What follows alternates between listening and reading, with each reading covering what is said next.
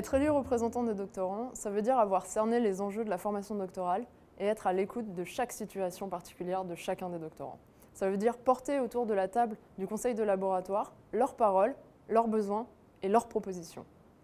Ça veut aussi dire être vigilant par rapport aux dérives qu'il peut y avoir par rapport au traitement des doctorants, dans le sens où ils peuvent être fragiles, où nous pouvons être fragiles, puisque éloignés des centres administratifs, en tension avec une direction de thèse, ou alors sans financement.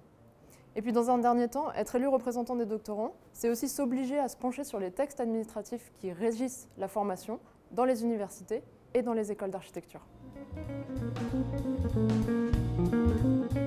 J'ai commencé ma thèse en octobre dernier au centre de recherche sur l'habitat au 7e étage de l'école d'architecture. J'y ai trouvé un poste et un bureau de travail. Donc maintenant, mon temps de travail se divise entre un début de recherche sur le terrain qui se passe en Île-de-France et un travail plus théorique au centre de recherche sur l'habitat. J'ai aussi découvert des nouveaux collègues, on partage le même bureau et ça nous entraide au quotidien. Je vous présente ma carte de fidélité Picard. C'est un peu une private joke dans la mesure où en fait j'apporte souvent des surgelés Picard pour manger le midi au laboratoire.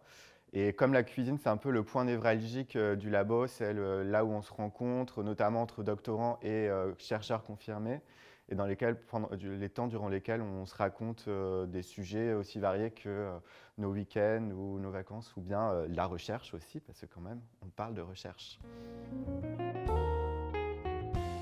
La gestion de mon emploi du temps quotidien est fortement rythmée et impactée par mon statut particulier de doctorante et maman. Je suis effectivement maman, doctorante et enseignante. Et la coordination de ces trois activités sur une journée font que des journées de 18 heures sont monnaie courante. Alors j'ai choisi mon thermos de thé pour représenter mon lien avec le CRH. Ça me permet de m'aérer un peu l'esprit pendant le travail, de rester concentrée grâce à la théine, mais aussi de faire des petites pauses quand je vais au thermos, choisir mon sachet de thé pour revenir un peu plus concentrée, un peu plus motivée à mon poste.